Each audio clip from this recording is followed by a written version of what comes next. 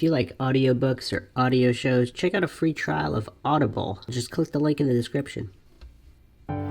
Welcome to Mindshock True Crime. This is your host, Bruce McGuire.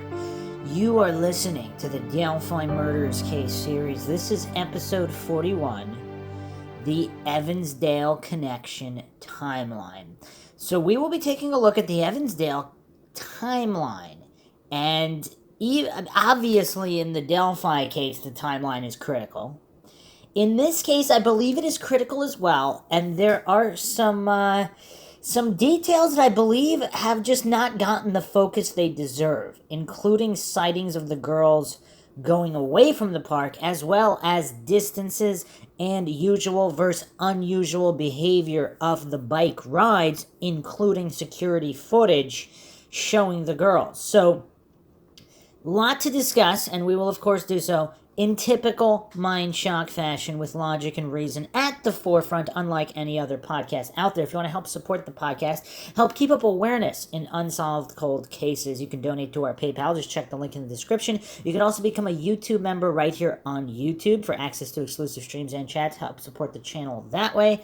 Also, like and share Twitter, Facebook, Reddit, Patreon. Patrons do get priority for case topic, logical analysis, co-podcaster requests. You could also be a guest on the podcast depending on your tier. Make sure you subscribe to the channel and hit that bell for notifications. Questions, comments, theories, thoughts, suggestions, rebuttals, debunkings of any kind, leave them in the comment section. Okay, so here's a breakdown from the Evansdale Murders subreddit, quite astute breakdown here, of the general timeline of events, and then we will be getting into specifics afterwards. So this was posted by Nichols Resolution 4 years ago. July 13th, 2012, Elizabeth Collins and Lyric Cook-Morrissey reported missing.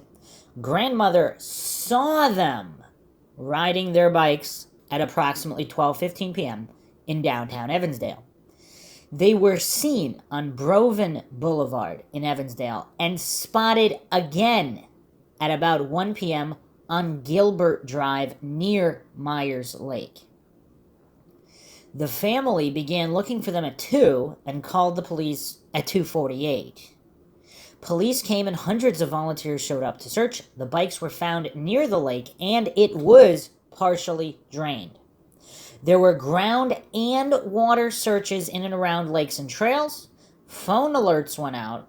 Search had FBI dive teams, infrared-equipped aircraft, scent trail, and cadaver dogs. Police even followed sanitation trucks. Wow, that's a good idea. So this looks pretty thorough here. Bicycles were found at approximately 5 p.m. on a trail near the southeast corner of Myers Lake.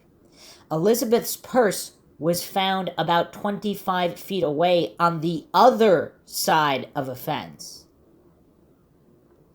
December 5th, 2012, the girls' bodies were found in a wooded area approximately 25 miles north in the Seven Bridges Wildlife Park in Bremer County. And I'm just going to add a very, very interesting detail is supposedly, and here's what's curious. I didn't go over this in the previous episode on Evansdale, the first major episode in the Evansdale case.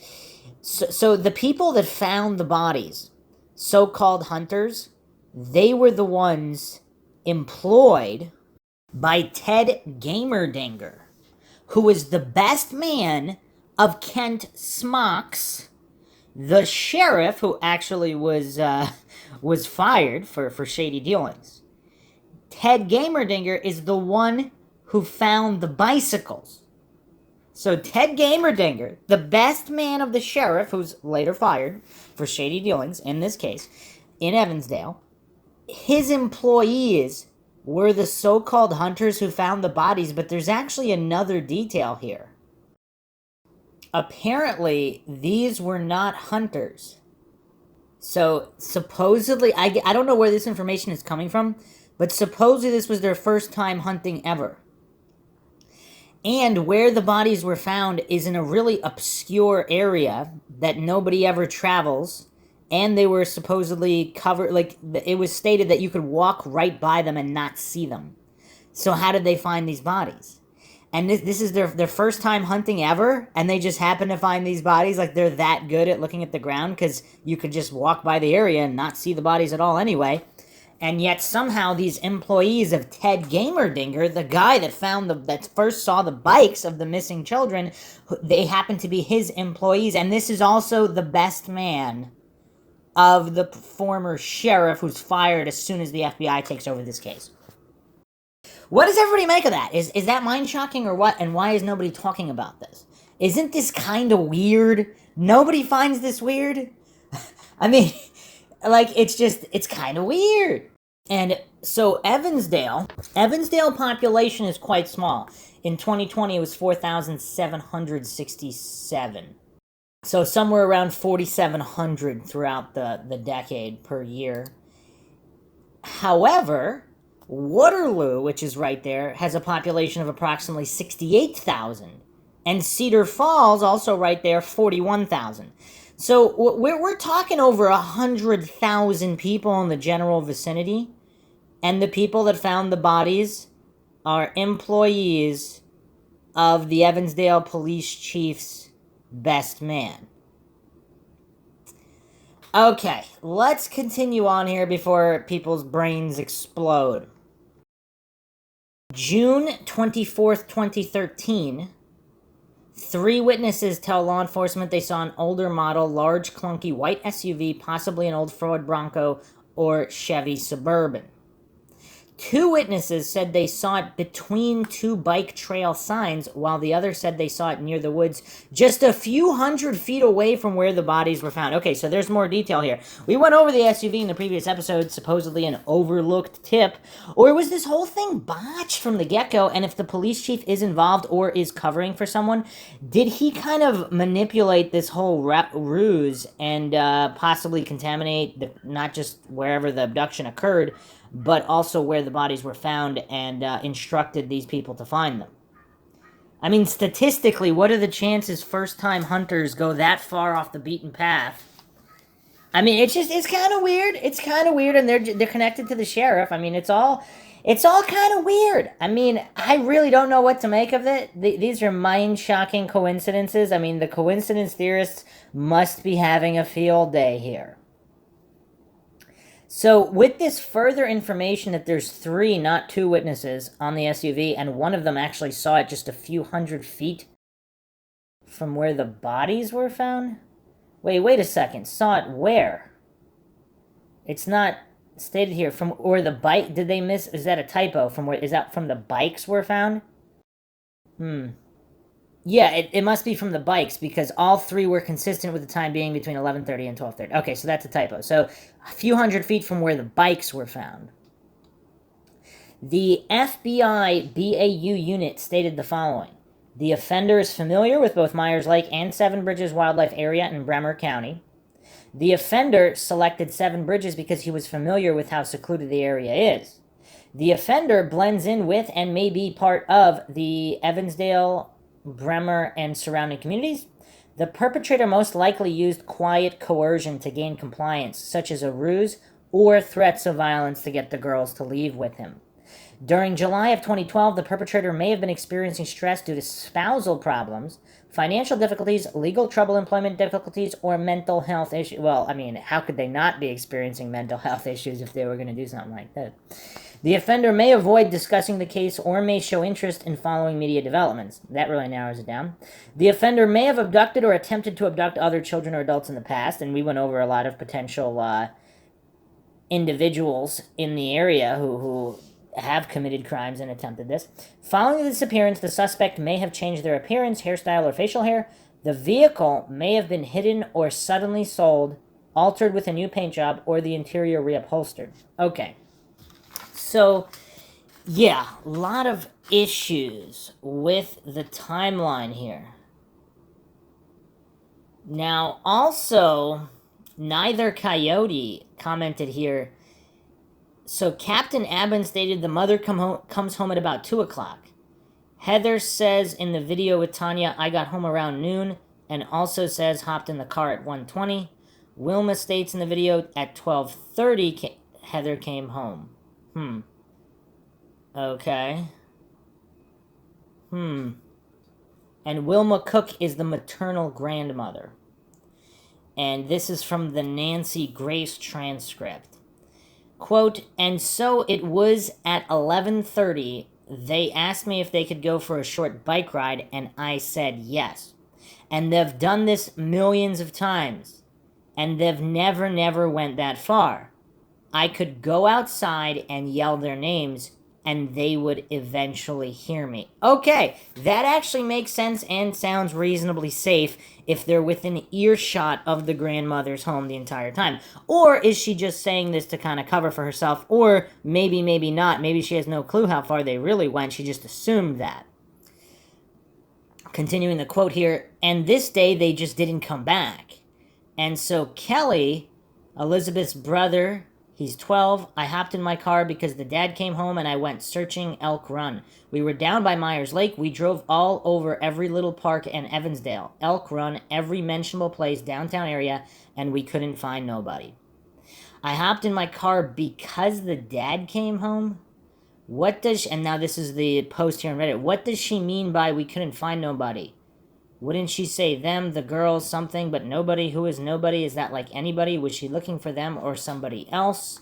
I mean, again, we don't really know that.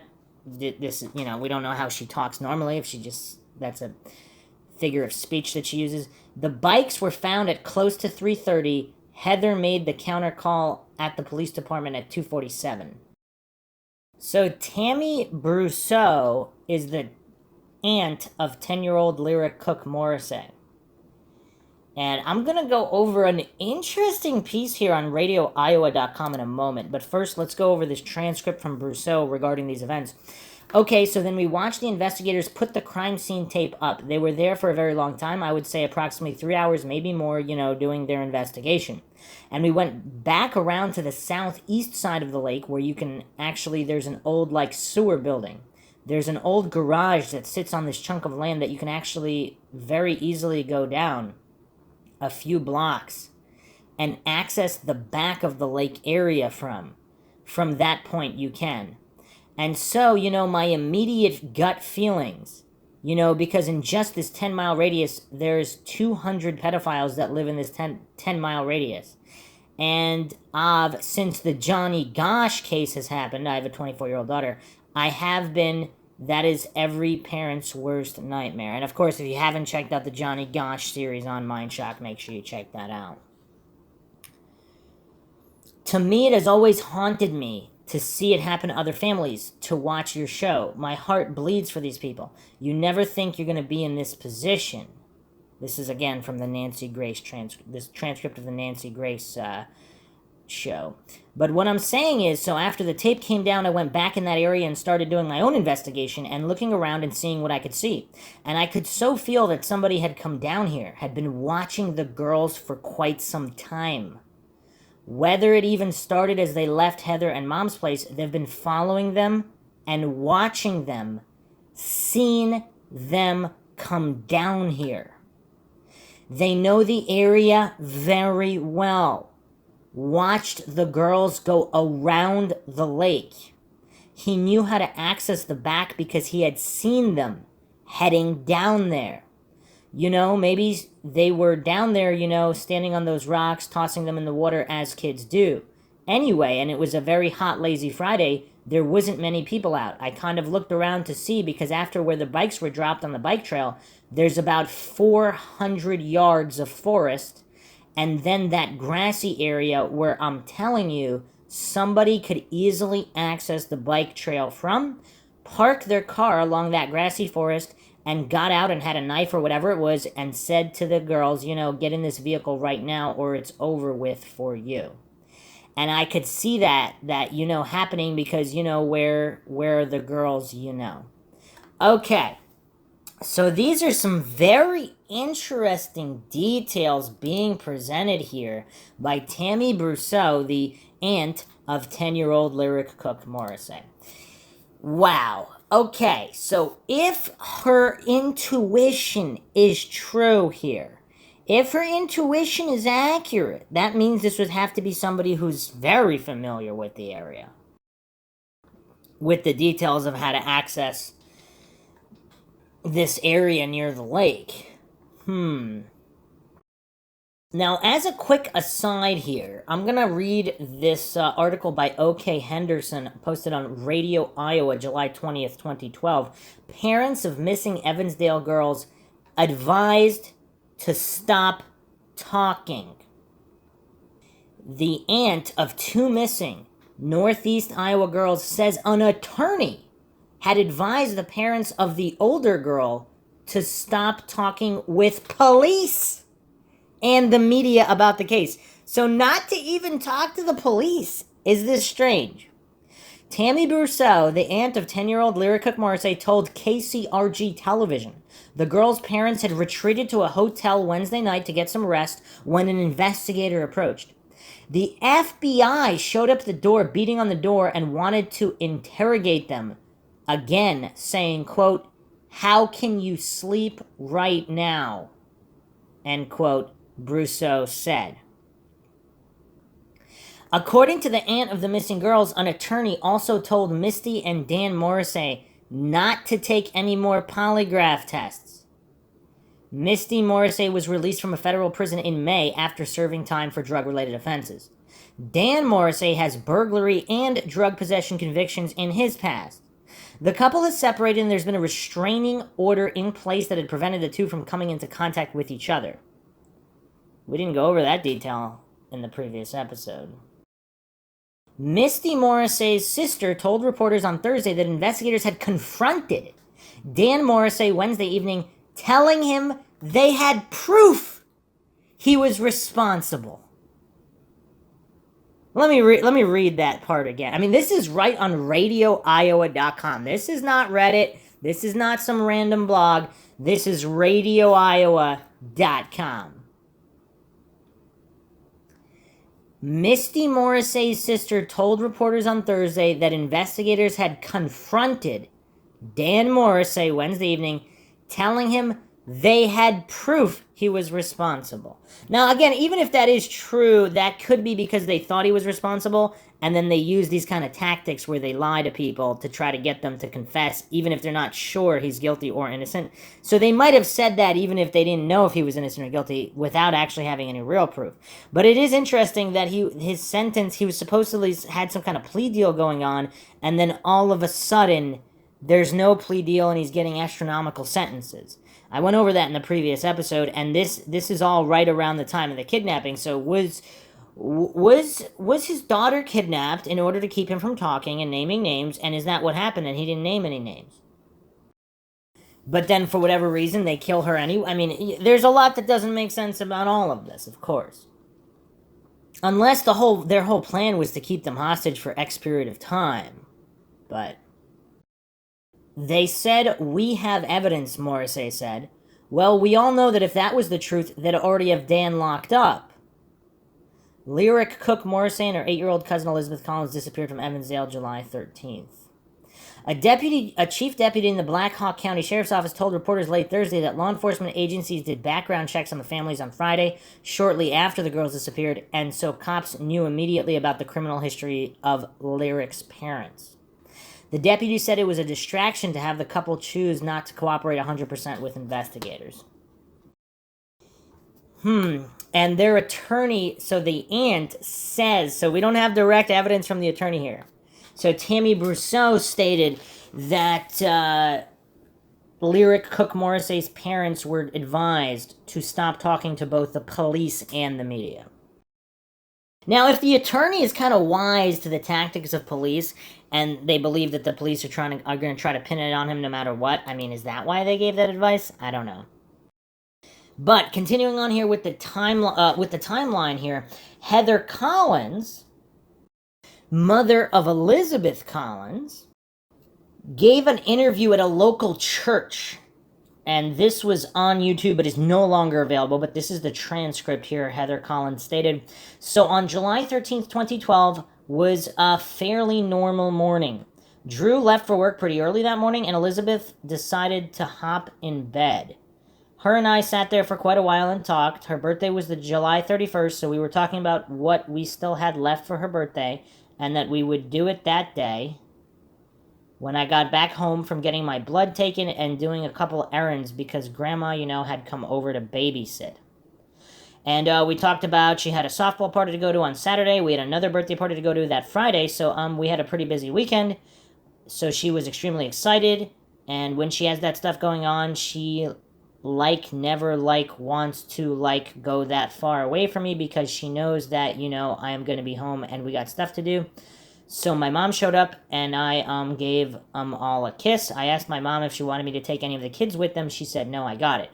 I said, okay, and I went and did my errands and I called my mom and said, I'm going to be home in 10 minutes. She said, okay. The girls just left for a bike ride and I said, okay, well, try to get them rounded back up. And she said, they just went down the street. They'll be back. And I said, okay, we'll just try to get them round back up because I'll be home. And I knew my mom wanted to leave, so I got home and the girls still weren't home. So we had my son, who's 14, go and look for the girls, and he couldn't find them. And so then Drew had stopped at home for some reason. He just usually doesn't, but he did. So I said, well, I'm going to go look for them some more, so I did. And I was out 20 minutes or so. I went to her school, her softball places, and stuff like that. I could not find her and Lyric, our niece. And I went straight to the police department, and he was like, no, you don't want to bother them for something little. And I said, I don't care if they find him in 10 seconds, I don't care. I just don't feel good about it. Elizabeth doesn't we have too much going on in the day for her to be gone. More than 15 minutes. She'd check back in because she wanted to make sure if I was home or not because, she was a little busy person. She had things she wanted to do. So I went to the police department and they came straight at the house. And what they always do is check the house because you know how kids fall asleep and parents don't know why. They checked the house. They could not find either girls. And then Drew and him went on a ride. And then when I got the text was a picture of a purse. And the text said, is this Elizabeth's purse? And I went, yes. And I saw that it had been thrown up over a gate. And he said, well, their bikes are here at the lake. And I went, are their shoes there? Because Elizabeth knowing Elizabeth and Lyric, especially Elizabeth, she would not have taken her shoes off. She would, not have taken her shoes off, just left them there, and she would have taken them off to go in the water. Because otherwise, she would have come home with wet shoes. She would have been in trouble. Because, you don't go in water without adults. That had been a pretty big thing with us. We had been around water just a couple weeks ago in Detroit, and she wore a life jacket the entire time, even though she wasn't in deep water. But that's how we are. So I was just devastated because I was like, where are they? I know they aren't in that water, but they didn't take their shoes off. They are not in that water. Someone took them, and I looked, he came home. I just said they are gone. I just know it. And from then on, we met with the chief of police, Kent Smock. And then, the search started right then, looking for them. And then it started the next Saturday all day. I did not go out. He did not go out. We stayed to answer questions. My sister and her husband went out looking, but we knew they needed us to be there to answer questions. And plus, my health wasn't good at the time anyway. They didn't really want me out. So it was just a waiting game. We were there for a long time, many days in a row. And then we met with them almost every night for 3 months, 4 months. And then we said, gonna cut back a little bit because there wasn't any new information for us. Then December 5th, we were there for a really long time. Okay, on December 5th, we got a call for us to come down to City Hall, which we were always told that if they had been found, whether dead or alive, that we would be called to City Hall. And if they were alive, we would be sent to Cedar Rapids for testing of the girls, and it just didn't sound good. When we got the call, it was just, you need to come right now. Calls were made, family members came, and we just waited for Kent Smock to come, and who else was there? She looks at Drew out of the frame, a couple other... Dan Trontka, chief of Waterloo, and they said that they had found 2 bodies that were found at 7 bridges and that they were not alive any longer. Our other children were at home, so we sent a police officer over to get them, and that was probably one of the hardest things for Drew and I have to do. Drew did it. We kind of knelt down and just told him, your sister and your niece are up in heaven with Jesus. They have been found, but at least we know where they are, because literally for 5 months, that's all we did. Every single day, and we did not get much sleep because that's all we did was look for him. I would sit up on my bed and just look out my window. My windows were always open, and I would just look out because I was praying that someone would just push them out of a car and let them go. I pray that every single night, and that we would just get some kind of, just something. And since that happened, we both knew that how Elizabeth was, she would not want us to sit back and not do anything about it. She would want us to be as active as we could in anything. So I just started talking to Noreen Gosh and really anybody that we could about missing children. We went to a lot of conferences on missing and exploiting children and the Amber Alert, and we have worked really hard to get the Amber Alert changed, because that was one of the most upsetting things, I think, for both of us, is just a child missing. A child is missing. You shouldn't have to have the car to have the person taking them. So that was just one of the main, that was passed on her birthday, which was just so exciting. Just like, we are up there working, we just tried to go out and speak as much as we can and just let people know. Honestly, we could have happened just in front of our house from where the tape was and stuff. That was just in front of our house. So someone could have just taken him just up the street from us. And our children did check in like every 15 minutes and stuff like that when I was home. I was usually sat out there with them or was out looking because they didn't go very far. Their older brother went with them, but he didn't go with them this time. He wanted to play Nintendo. So we have always, talked to our kids about not going with somebody. Don't go with anybody. If they say mama is sick because I have health issues, if they say mama is sick, don't go with them. I said we aren't going to send somebody who they have no idea who they are. It will always be like, grandma or, a grandparent or something that will come get you. Don't ever leave with somebody else because they say mommy is sick. We have always said that we have always tried to, what we thought, to do our best to protect them, acknowledge them, let them know that people can harm them, and let them know that if you are grabbed, you need to do your best to fight, because once you are grabbed, you probably won't be let go. So we are now just trying to do the best we can with just getting the word out and going to more conferences, learning about what needs to be changed. And so one of them was the Amber Alert, which was a huge thing. So there's a lot more that needs to get changed just about sex offenders, pedophiles being let out, and just that kind of stuff. So this interview was December 20th, 2013, just days after the bodies were recovered. Very heartbreaking interview. So from the CNN interview, there was a mention that someone saw him. They have his names. He saw two little girls going west on the bike trail at Myers Lake. So a comment here from Neither Coyote. Tammy says Wilma, the grandma, called Misty at work to tell her they couldn't be found. This was before 2 p.m. Tammy says Misty stopped by after work. She works a few miles from home and was off at 2 p.m. And that's when Wilma says to Misty, the girls have been gone a while, you should go find your kids. That's a weird thing to say. It can't be both. Why is Aunt Tammy lying about how Misty was told? Go find your kids is a red flag for me, especially if it's the untruth of how Misty was initially told her child was missing. Go find your kid? Yeah, that is kind of a weird thing to say. Tammy says at 2:20 or 2:30, Heather heads to the police from the front yard family meeting. If Wilma was searching for an hour and was there when Misty got home, estimating 2:10, that means Wilma left the house between 1 and 12:30. And that's the time Heather came home, 1:20, when Heather jumped in the car per Wilma. Drew came home suddenly between 12:30 and 1 p.m. And again, is that weird? Because if he doesn't usually come home, why would he come home that day? Was he told something? And the girls were seen by Wilma at 12:15 p.m., if she's not lying about that. And the bikes were seen by Gamerdinger at 12:27 p.m. based on his call logs to his daughter immediately after swerving to miss the bikes in the middle of the path. He called his daughter from the bathrooms, he said, for something unrelated. How closely is Gamerdinger, the best man of Smock, the sheriff fired after the FBI took over this case, how close was he examined and his employees happened to find the bodies? Now, it is kind of weird, because if he really was involved, why would he call attention to the bikes? Unless, if we're going to play some 4D chess here, would he call attention to the bikes at Myers Lake if he knows they weren't taken from Myers Lake and they were taken from somewhere else, and he does want the search to be concentrated at Myers Lake? Oh, man. Wilma leaves the Collinses, drives to her own house to pick up Aunt Tammy, and looked 12:45 to 2 p.m. Heather leaves the Collins residence to go look at 1:20 p.m. Wilma and Tammy are at the Collinses at 2:10 to meet Misty, and at 2:30, Heather jumps in her car to go to the police station.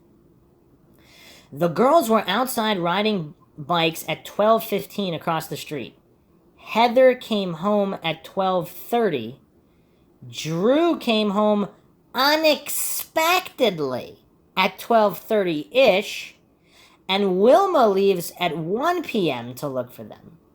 Lyric knows she was to be back by 1:30. Why are they so worried before 1 p.m.?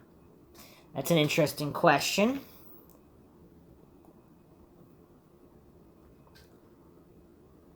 Tammy references a conversation between Misty and Wilma. When does the conversation occur between Misty and her mother? Mom, go on home. I will look for the kids. Why did Heather drive to the police station instead of calling 911? Placing a counter call implies there were no officers at the station, and she used the office phone, which calls the county dispatch. I mean, these are all great questions here. These are all great questions. Because there's a lot of problems with the timeline here. And some of these comments made between these people, I mean, they are certainly, I don't want to say outright alarming, but they are curious. Just the phrasing, if true, again, we have no way of knowing whether these were actually said, but what was reported to have been said. Wow. I can't help but notice these women never say what Drew is doing. Is he just sitting at home at the kitchen table waiting while this chaos goes on? Another great question. So if Lyric knows she has to be back by 1:30, why is everybody freaking out even before 1, let alone 1:30? Do we trust Wilma and her reports of everything that went down as it went down? Let's continue on here. About 4 p.m., the youngsters' bikes and Collins' purse were found on the south side of Myers Lake. Ted Gamerdinger of Waterloo, a bicyclist who said he often rides the Evansdale Nature Trail, has previously told the Courier he saw the two kids' bikes on the trail at about 12:20 p.m., but no sign of the children. The bikes were found in the trail by the gate leading to a rock jetty and water outlet on the lake. The gate wasn't locked at the time, Aben said. There's a chain-link fence on both sides of the trail. The purse was on the lake side of the fence, about 10 feet to the east of the bikes and about 2 feet from the fence, officials said. Neither Coyote also states here, this timeline that we just went over doesn't match what the family has stated in public interviews. They did two on a show called The Steele Report, which have since been removed from the internet.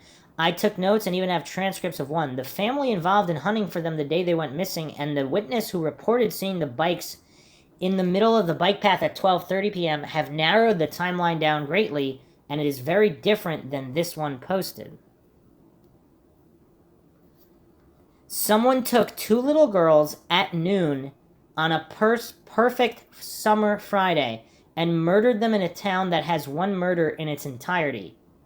And 3 or 4 women who were responsible for them that day all have different stories about the 4 hours they were actually missing.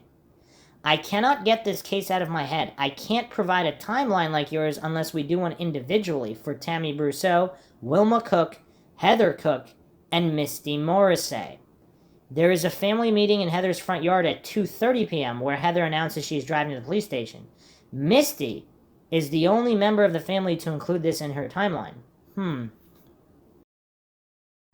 I wonder what made everyone go to Myers Lake. They all said the girls never rode that far. Unless they did and they knew they did and they just said that because they didn't want to, look as bad letting their kids ride that far, but, Another post by Neither Coyote here. I have a ton of details and inconsistencies and don't know how to lay them out in a cohesive manner here. The day the girls went missing, specifically between 10 a.m., when Heather leaves the house to get her blood drawn, and 4 p.m., where the official record of finding the bikes is so messy and has so many inconsistencies it can't possibly be the truth. First, Wilma said they left at 11:30, and then that was supposedly reported wrong as it was noon, and then it evolved into 12:15. Then they were seen on the CCTV footage across the street. Heather came home at 1. In parentheses here, 3 hours for a blood draw? Then 12:30. No one has ever explained why Drew was home at noon on a Friday afternoon unexpectedly. And add to that, Tammy's verbatim description of what her and Wilma did from 12:45 to 4 p.m. is absolutely resembling a chicken with their head cut off. I start a timeline, then it gets all flustered out because no one timeline matches the other. And it's really only a 3 to 4 hour segment of the day.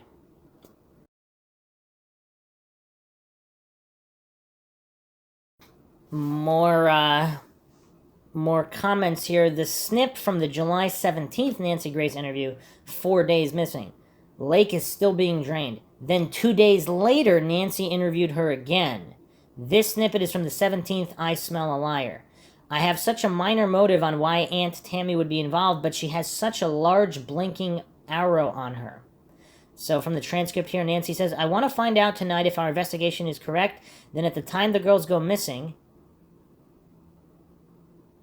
and we've got a window, a very narrow window of time, Miss Brousseau, because the grandmother says, okay, go ride your bikes, girls. It's 11:30 a.m. lunchtime. By 2 o'clock, they're already looking for the girls. That's a very narrow window. Our investigation shows Daniel, the father of one of these girls, is at his mother's house with his teenage son in tow. Tell me if that's correct or not. Tammy Brousseau, the aunt of the missing girl, says, that is correct. I know Dan and I know Dylan very well.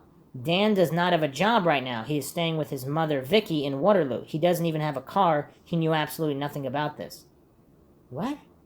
I had met Mom at her house because we had some plans. She had originally left. When Misty showed up to pick up Lyric and Mom said, the girls have been off and it's been a little too long, and you guys need to go find your kids, Tammy, and I have some other things that we're doing, and Tammy's at the house. So Mom came and got me. We got a phone call back from Drew, Elizabeth's father, saying, you guys need to get back here and help. So me and Mom jumped in the car, and right away we came back. We picked up Kelly, the 12-year-old son, and we started going to all these places that they'd already checked.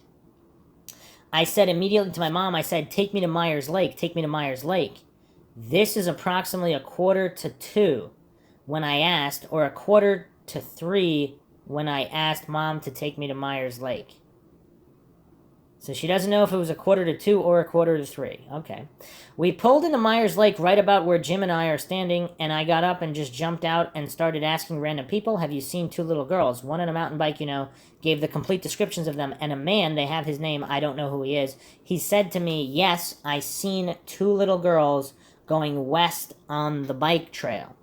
And as you can see, it's a small lake. It's not a huge lake, so the bike trail wraps around and then comes back east, and that's where the bikes were, in fact, found. So when they'd found the bikes and they called us and told us Misty was standing here with us, Misty immediately called Dan, and Dan called his mother. She was at work. She took off work, and she hurried up and picked Dan and Dylan up and came down here and met us to start the search and all of that for the kids, yes. Okay, Nancy Grace states, all right, Tammy Brousseau, you are bringing up a horrible dream. I've got this horrible dream where I'm running and the street, and I can't find my 4-year-old twins, and I'm just stopping everybody. I'm shaking them, and I'm going, have you seen? And I'm trying to get the words out. Describe John, David, and Lucy as fast as I can. I'm trying to describe them both at the same time, and nobody's seen anything. Nobody's heard anything. And as soon as I start running, and I see the next person, I grab them, and I'm grabbing them by the shirt and the shoulders, saying, have you seen them? Where are they? And the dream just goes on and on. Nobody's seen anything. And to hear you tell it, it's just like that. You get out of the car and you just start running up to people and grabbing them and saying, have you seen these girls? Then what happened? Take it from there. Brousseau states, okay, so then we watched the investigators put the crime scene tape up.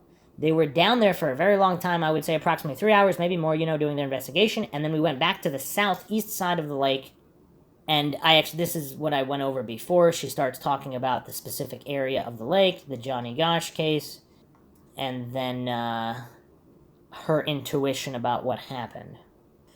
So Dan and Misty Morrissey went on Jane Velez TV show. And this is their timeline from this TV show. Neither were there to notice they were missing, and only Misty participated in the search from 2 to 3. Dan wasn't even called and told his kid was missing, and wasn't told his kid was missing until 4, and then his mother drove him and Dylan to the lake in approximately 45 minutes. And Velez Mitchell states, I want to understand the position of the bikes because I think that is absolutely crucial. The girls' bikes were discovered at about 4 p.m., just an hour after they were reported missing. An 8-year-old Elizabeth's purse and her cell phone were also found about 20 feet away from the bikes, and they say they didn't find any clues with the bikes. Now, I want to ask you, and maybe your husband Daniel knows, did the bikes look like they were placed there deliberately by the girls? For example, were they on the kickstands, or were they scattered on the dirt road as if they had been dumped there, Daniel? Daniel Morrissey, father of Lyric. He states this, when I got there, it was around 5 p.m., and they had already roped off the whole area, and they weren't allowing anybody back there. I have no idea what the bike's positions were. I believe the direction they said was going west on the trail, so like they were going to probably continue in the same direction. They just stopped, it seemed like. I don't know. I didn't know that the purse was 20 feet away or anything like that. Okay, so he doesn't even know all these details? Honestly, we haven't received hardly any information about any of this, or any updates to any degree. We've just been sitting, waiting, walking, looking, talking to people. It's just been a nightmare, it's just been a challenge to continue to hold everything together and continue just believing and praying and trusting God that he's got this. And either way, the way anything goes, he's big enough to sustain us in this time, and we're just going to trust in him. So Morrissey also states, I can tell you what I know. I know it's a little disturbing, and it's kind of frustrating for us as a family as well, because you don't notice sometimes what did your kid throw on that morning and what did they take off in. I left for work at 8:30 that morning, and so Lyric was in her pajamas. She was in a bright green shirt. Sometimes she tends to wear that same pajama outfit, with my mother over my sister Heather's. I know for sure she had her purple flip-flops, and that's the only shoe that is missing from the home, so we know that for sure they are about. Velez Mitchell states, well, tell me that. What was that? What? My understanding. Yes, tell me that. Spell it out. Describe what was missing. Morrissey stated, what was missing is her purple flip-flops. They're just maybe a Walmart brand. They're flats. They're purple. They're about a size 9. We believe that they have the diamonds across the top that go over the foot. They are a size 9. It's the only shoe that's missing for Lyric right now. As far as clothing, I woke up and seen her bright green shirt after she left. I'm not sure what she wore. Elizabeth, my understanding, has on her white t-shirt, her black high tops with pink on them. So that's kind of the description we have right now. Again, Heather and I both, kind of left for the morning to go about some business that we need to take care of, and the girls tend to be a little bit more independent, so if they got ready on their own and maybe mom was cleaning or taking care of the dog, she may not have seen that they changed or what they changed into, so I know it's frustrating probably for a lot of people out searching as it is for us to not have it.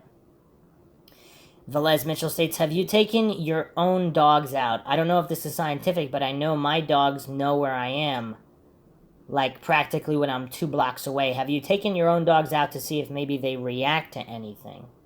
Morrissey said, we don't have any animals of our own for Lyric. Okay, we have 2 dogs. Well, we actually have 4 dogs at Heather's house.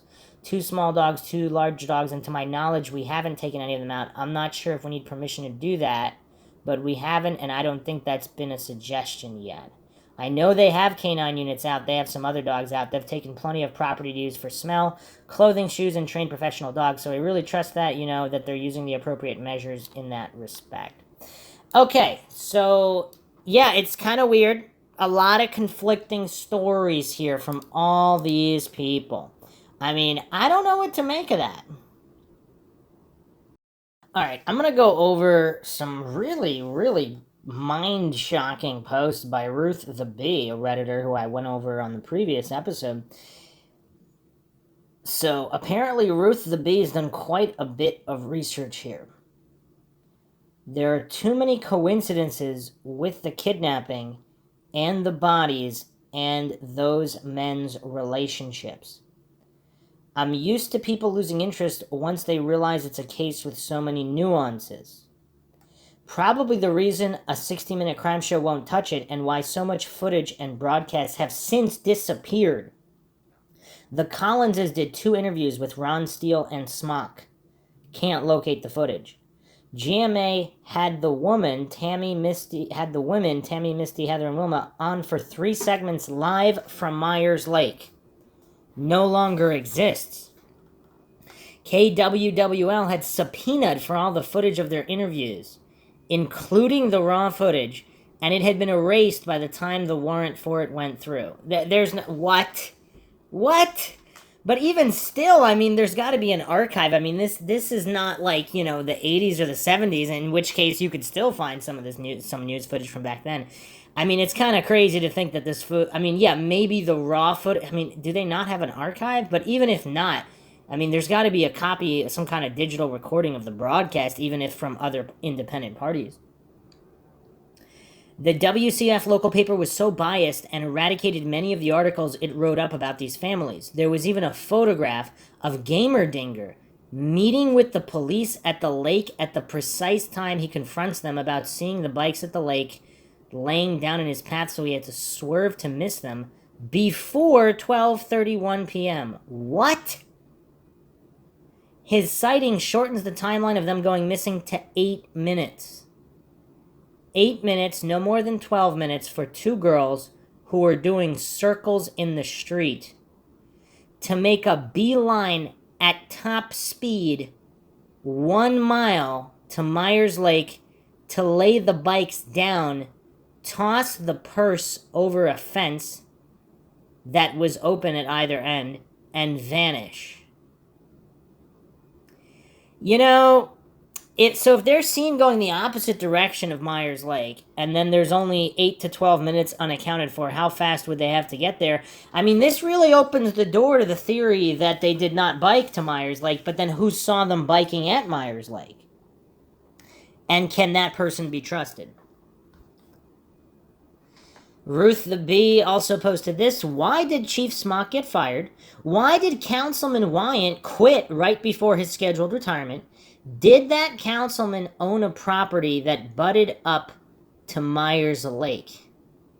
What did people think about the rumored affair between the mother and the police chief? What? Okay, so admittingly, this is just a rumor, and there's no mention of which mother, but wow. I mean, if that's true, I mean, that's pretty crazy. Another post here. I really think the perp had some connection to Dan Morrissey. You don't get 90 years in prison for a dime bag of weed. And when you're that involved that extensively in narcotics, there's all kinds of unsavory characters around. It may not have been to settle a vendetta over a drug deal. It could have been a pedophile who was also a drug buyer who happened to notice kids were available to grab while he was making a buy. Bad things that happen randomly are so rare compared to bad things that happen related to narcotics. That's a fair point there. Ruth the Bee responds here, why did the state offer him a plea bargain of 8 years then? Why did he accept it, then decline it? Why did the judge seem to have a grudge and give him 90 years without a trial? So if this is all going on right around the day of the disappearance, he accepts, then something causes him to decline after he had accepted. What was that something? And then now, why is he getting 90 years without a trial? How is that legal? What? So you got 90 years without a trial? What? So here's another post by Ruth the Bee. It's very weird. I'm sorry it's so weird. No one cares, and clearly I am too interested. I really do want to discuss this case ad nauseum because it is so weird, and no one seems to really care, and I am terrified that the FBI gave up. At this stage, I couldn't even tell you who was holding this case. It was passed around like a hot potato because of that location. Smock and Evansdale headed the investigation for the first 24 hours. Then the county Blackhawk stepped in, and they called the FBI, not Smock. So that's interesting. Because what was Smock into that he didn't want investigated? Then Iowa State got involved. FBI ran the search, The draining of the lake was a cluster expletive too. I remember the county or SMOC demanding they weren't in there. And the FBI saying they were going to drain it after the dragging and the sonar. It took days. Like they were positive something was in there. Huh. Then FBI had Black Hawk County run the investigation after the bodies were found. Like the FBI stepped back. The bodies must have said something. The FBI wasn't leading anymore. At one point, years later, Dan Trelka said the state was processing evidence. And then radio silence. And then news outlets reported the state was running the show. Smock saying he goes to the lake to sit and think about the girls. Why there? Why not where they were found?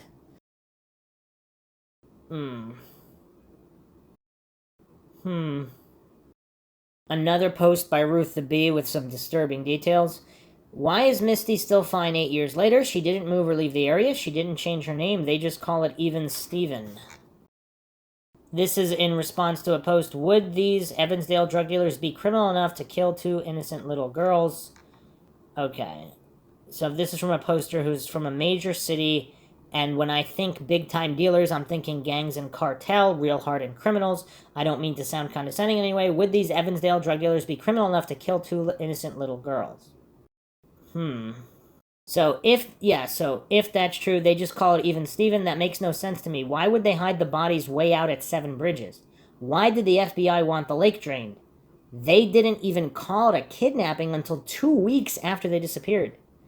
Smock and the FBI and the parents called it a kidnapping over and over again, but the FBI specifically never referenced it as a kidnapping, or it wasn't listed as a kidnapping until weeks after they'd been missing.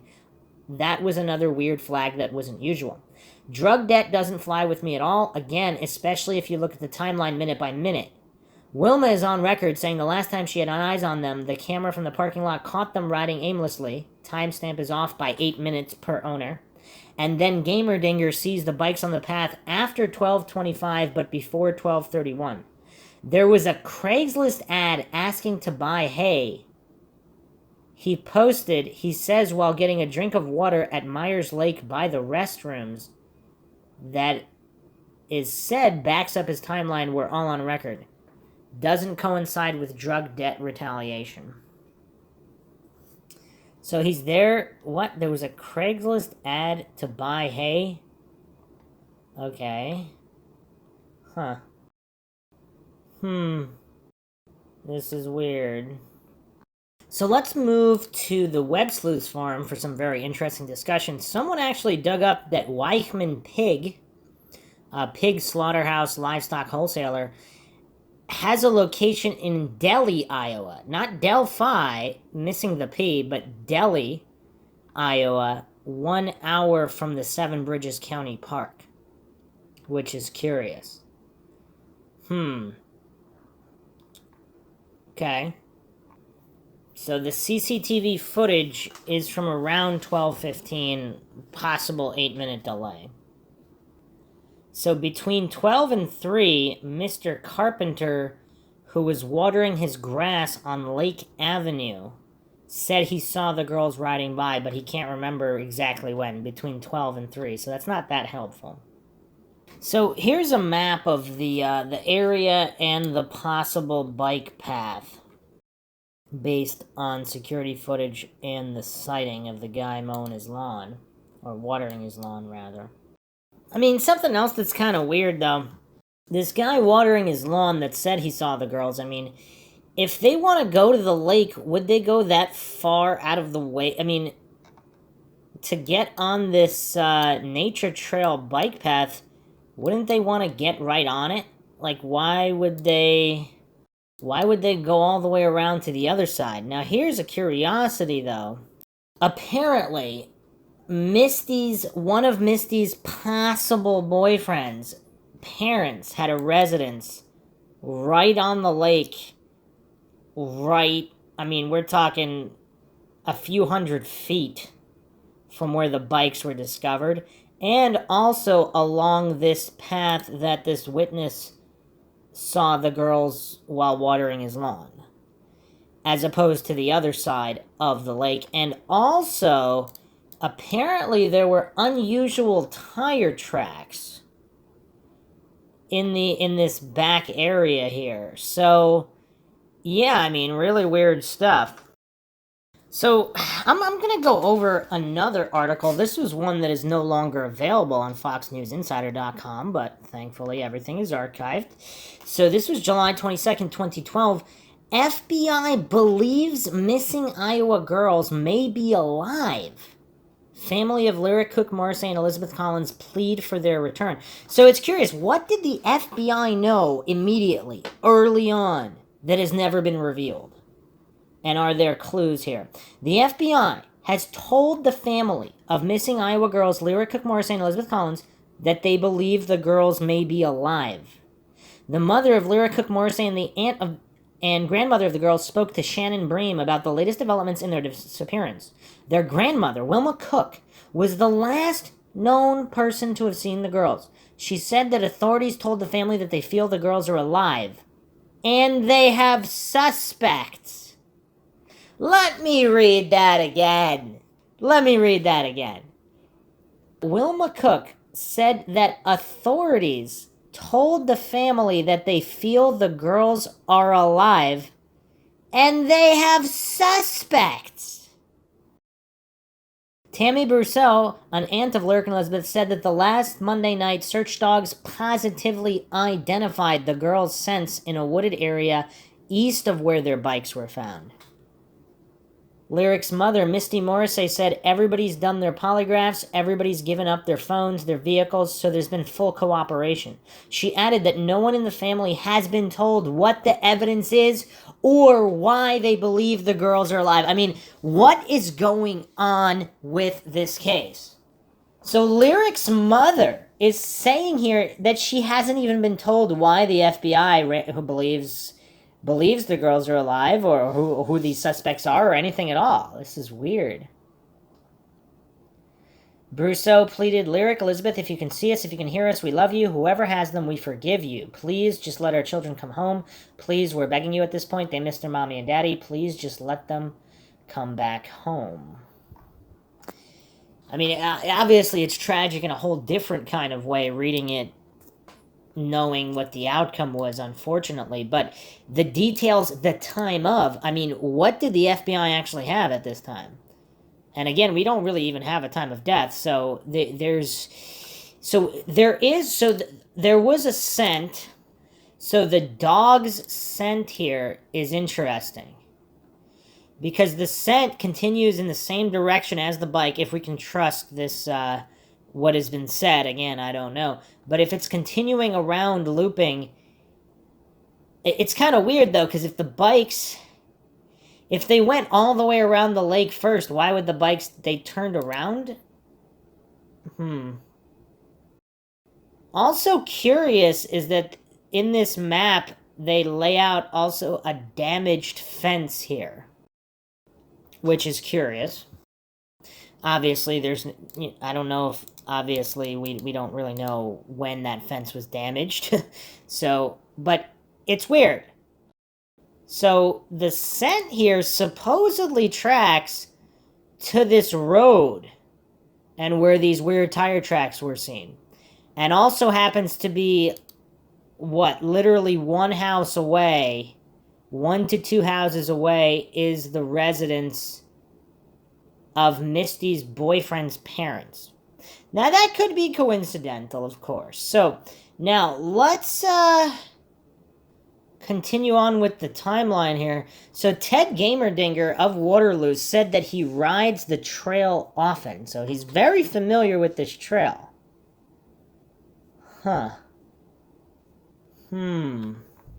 So, again, with this footage here, the CCTV footage is from Cornbelt Auctions, which has since been closed.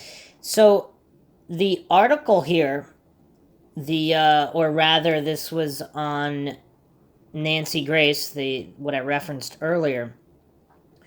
So, the girls were seen riding their bikes behind the auction house on Broven Boulevard. So, this is less than a block from their grandmother's house, and riding away from Myers Lake. Another bicyclist couldn't believe they had biked 1.5 miles to Myers Lake in 8 minutes. Therefore, maybe only their bikes were left at Myers Lake. Maybe they were almost home when abducted. Does sound kind of hard to throw bikes and girls in a vehicle, I know, but they were seen almost home. But the thing that's weird, though, is, again, we have this dog scent that supposedly places them not just with the bikes. Obviously, the bikes would have their scent on them. But not just with the bikes, but also going back to where a vehicle could have been parked. Yeah, problematic indeed. So supposedly the CCTV footage is 8 minutes slow, but either way, I mean, it's tough. So is that... Okay, I don't know about this coincidence. So according to Google Maps, it takes exactly 8 minutes to bike the 1.8 miles to Myers Lake, or whatever, maybe 1.5 to the exact spot with the bikes, who knows. 8 minutes from the CCTV, and the CCTV footage happens to be exactly 8 minutes slow? Is that just too much of a coincidence? So there's infinite time combinations of how much it can be slow. Because it's not just 1/60th, because it could be 2 hours slow. It could be 5 hours slow. It could be 10 days off. Again, I mentioned this in the Moore Murray case, that CCTV security footage technicians, they stated that in the early 2000s at least, about half or more of all security systems, including banks and supposedly high-end institutions, were not accurate. Now, not accurate is anything from, obviously, could be minutes off, could be hours off, it could be a year off. It's just CCTV footage notoriously does not have correct timestamps. I guess that could be because anytime the power goes out or a system is reset, you'd have to reset the time, and the people are lazy and they don't do that. So I guess that could be a reason. But regardless of the reason why, is it curious that it's exactly 8 minutes off? I don't know. That's just weird. Huh. Carbuff posted this. The video footage is the main reason I have always thought the bikes were staged. If the kidnapper had a pickup or van, throwing the bikes and girls in would not take very long, only a few seconds. Yeah, I mean, the dog scent's a problem, though. Unless they... Yeah, I mean, everything from the timeline... Everything about this case doesn't make sense, including the timeline of when everybody was getting back to the house and allegedly panicking when supposedly they had more time to get back. I mean, I don't know. This is all very, very weird. Here's another bizarre post from on Web Sleuths from user Considering regarding the lawn watering guy who said that he saw the girls. And apparently this guy watched on the news. His name was Robert Carpenter. He reported that he saw the girls riding their bikes on the afternoon that they disappeared. I don't know if law enforcement included his time in the timeline or not. As I recall, he did not report a specific time that he saw them, but it was a wide time range, like between noon and 3 p.m., which really wouldn't have helped much. On the other hand, when he was speaking with a reporter at the lake, he seemed to be going to tell a reporter a more specific time, but it appeared to people watching the video that his wife stopped him from being more specific. Okay, so maybe this user himself did not see this, but he's reporting it. That's really weird. That's really weird. Also, looking at the image here of the bike trail, so there's a fence on both sides of this trail. So, I mean, this is actually kind of scary because... I mean, if there's only one person involved, yeah, they could turn around and go the other way. But if there's two people involved, one in front, one behind, there's almost nowhere to run here. Why was the purse tossed over the fence? I mean, there's just so many things that don't make sense here. I mean, but to ignore them, I mean, these could be critical details. Like, how do you rectify this situation and how exactly it happened? Also, from this CCTV footage, which is really not much, some people believe there's actually a man or another person following the girls on their bikes. Which is weird, and I actually just thought of another scenario. Did the grandma... I don't know if this has been discussed before. Did grandma actually go with them when they were riding their bikes? And then she said she didn't for some other reason? Again, this is Mindshock. I am not claiming anything is true or untrue. it's just, again, this video is so poor. I mean, it's impossible to say anything. But what people are digging up is quite curious. Apparently, in the KWWL subpoena warrant and information Iowa code websites, results include code 804, an arrest warrant, and code 808, a search warrant. So, are people alleging here that there was an arrest warrant and a search warrant involved in this case? That's weird. And the children were going west, so there's the First Security State Bank ATM as well. And has this video never been released as well? Like, are there other videos too? Another interesting curiosity here is from the testimony of the aunt, which is regarding the guy who saw them going east on the bike trail at 2:30. Now, what's curious is that law enforcement stated the last time the girls were seen was behind the big and tall from the CCTV footage. So does that mean they do not consider this guy credible, or they were never able to locate him either?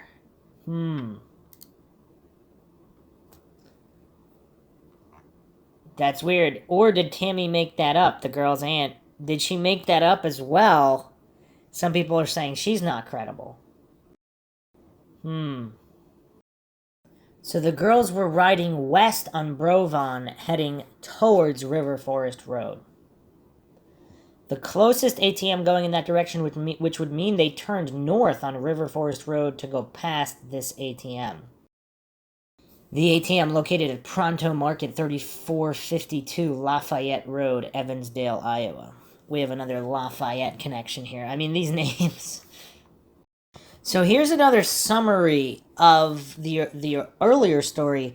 The story was that Misty came home at 1:30 p.m. after she got off work and told Grandma to leave and go do her thing with Tammy, and that she would wait for the girls to come home and bring Lyric home with her. And then when Heather got home at 2 p.m., the girls still weren't home. And that's when she decided to go to the police station. And then Drew called the grandma to tell her to come back, so she came back with Tammy. Okay, so is that suspicious? So so the girls are out riding bikes. Would the grandma and Tammy get sent away before the girls came? Yeah, none of this really makes any sense. And then that story got changed, of course. So another find here from KWWL.com.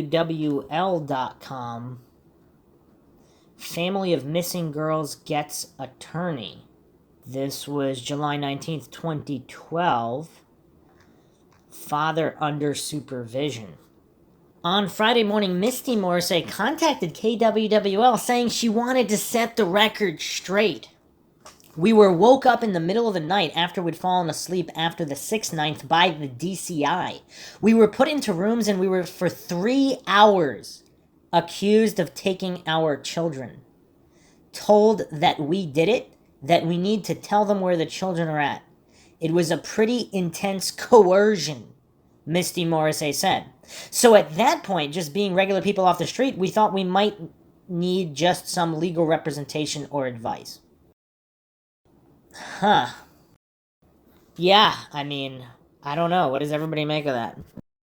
I mean, there's a lot of problems here, too, because Tammy said, go to Myers Lake. Why? So that means someone called... Does that mean someone called somebody and told them they saw the girls riding at the lake?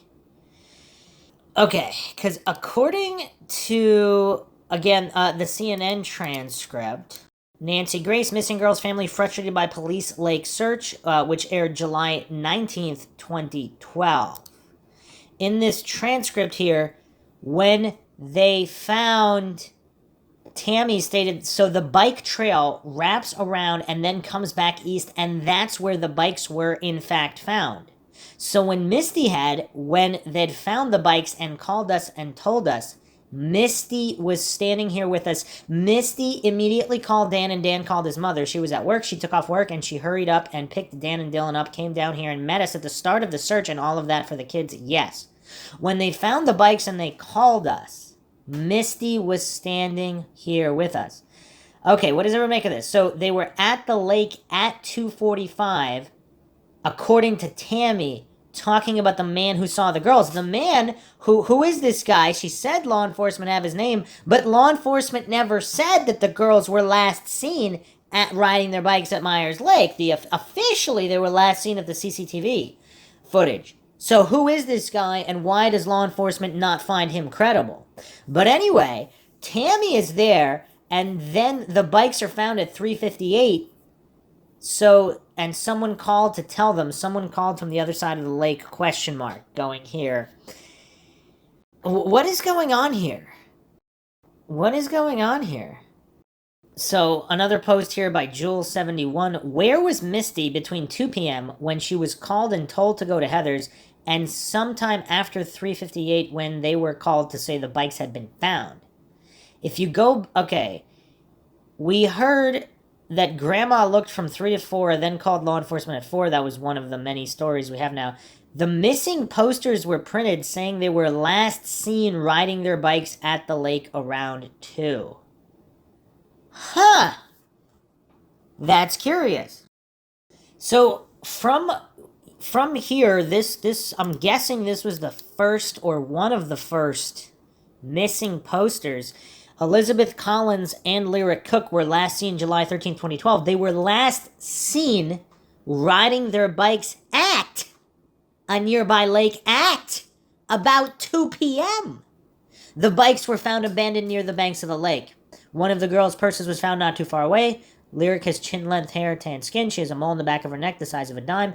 Anyone having more information on the whereabouts of these two missing girls or having seen these two girls after 12:15 p.m. Friday is asked to call the Evansdale Police Department. Now, the further posters coming out later simply states Elizabeth and Lyric were last seen riding their bicycles on July 13th, 2012. Their bikes were later found at Myers Lake in Evansdale.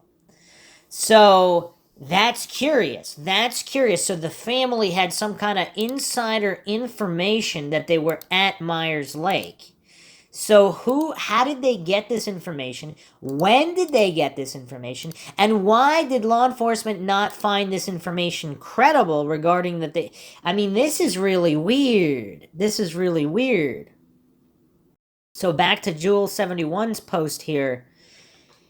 Every time I try to figure out who did what and when, 2 o'clock always comes back to me. Something went down at 2. I wish I had a computer program to plug all this data into and tell me where all the conflicts and inconsistencies are. That's what we're attempting to figure out.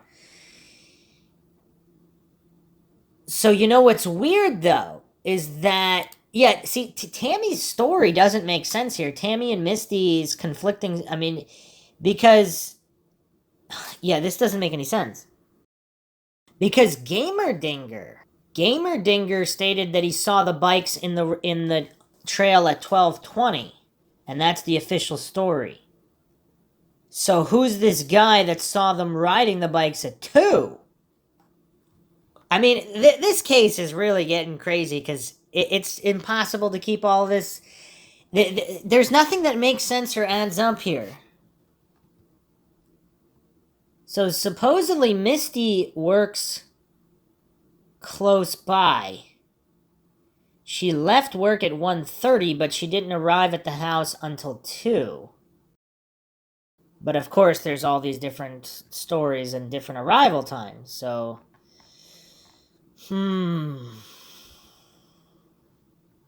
Also, keep in mind, all of this discussion is from July 2012 on Web Sleuths. An interesting quote from Rick Aben here on Des Moines Register, July 17th, 2012. Aben also declined to elaborate any clues found with the girls' bicycles, saying only that they had been processed. Aben said that while the bikes were found on the recreational trail by the lake, that doesn't tell me the girls have been there, just their bikes. Curious. Now, Dan Morrissey said the area they found it's fenced in on both sides. Dan Morrissey said it was right where the maintenance gate was. So that is a spot to me that looks like a trap, for an abduction to happen. For someone to just come along right there and follow them down or whatever, it would probably be the worst spot for them to be, that little area right there, he said. Okay, so we have this guy. So we have the father here. We have Tammy, the aunt, also giving her intuition that somebody could park there and abduct them there. We have this other individual that law enforcement apparently has not been able to verify saw the girls with the bikes at 2, and yet Gamer Dinger saw them at 12. Saw the bikes already there at 12:20. What does that mean? So it does. So are people insinuating, especially with law enforcement, really believe, or at least the FBI believe, or DOJ, or the law enforcement believing that the families might be involved in the disappearance? Does it seem to people like they're just injecting all of this information to make it look like they were abducted at the lake when they really weren't?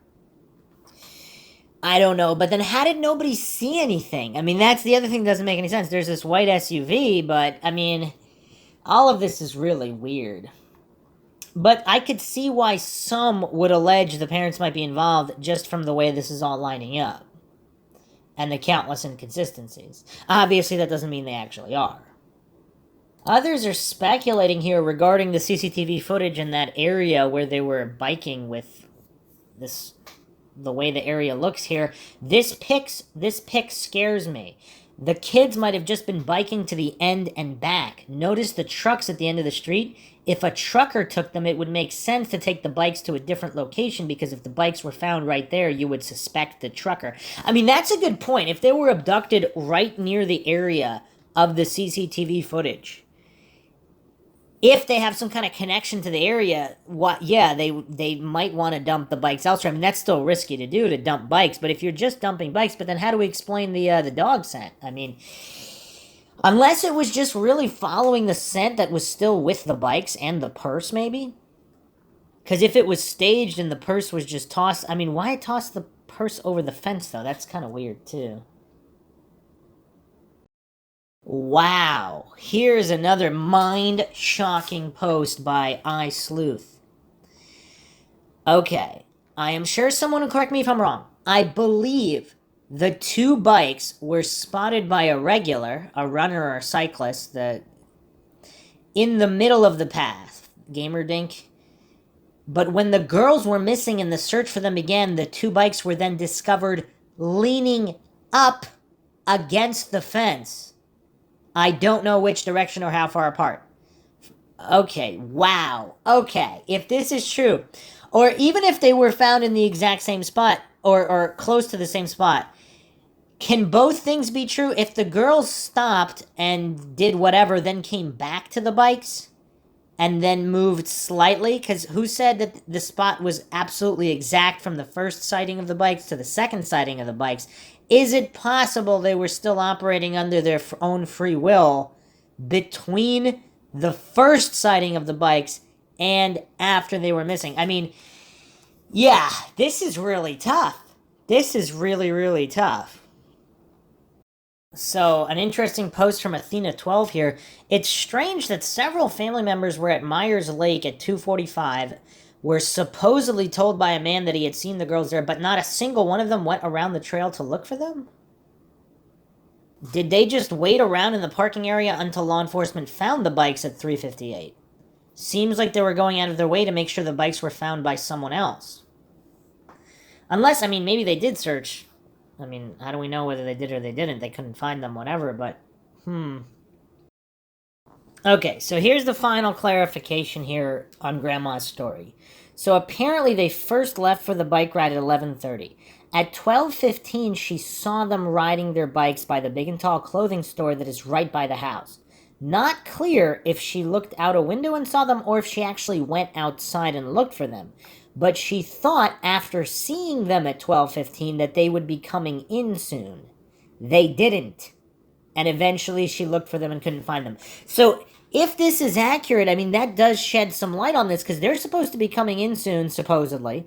Or, I mean, I don't know here. How long do kids that, or at least how long do they usually ride their bikes? They're going at 11:30, So after they'd been riding for approximately 45 minutes in the vicinity, and then they're supposed to be coming in soon, or did she yell at them and tell them to come in soon, whatever, and then they're not coming in, so now she gets more alarmed at 12:15. Again, all depends on which timeline we're operating under.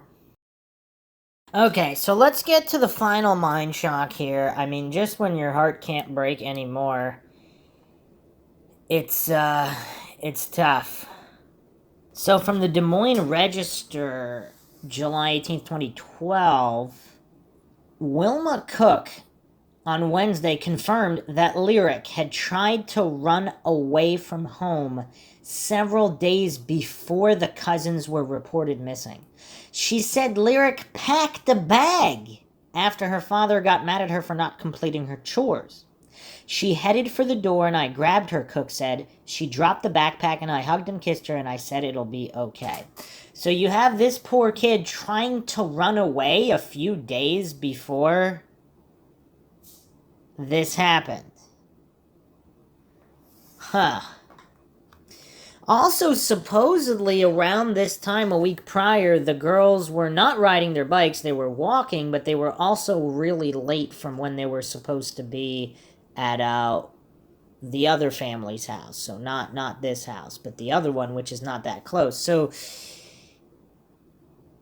that's kind of weird.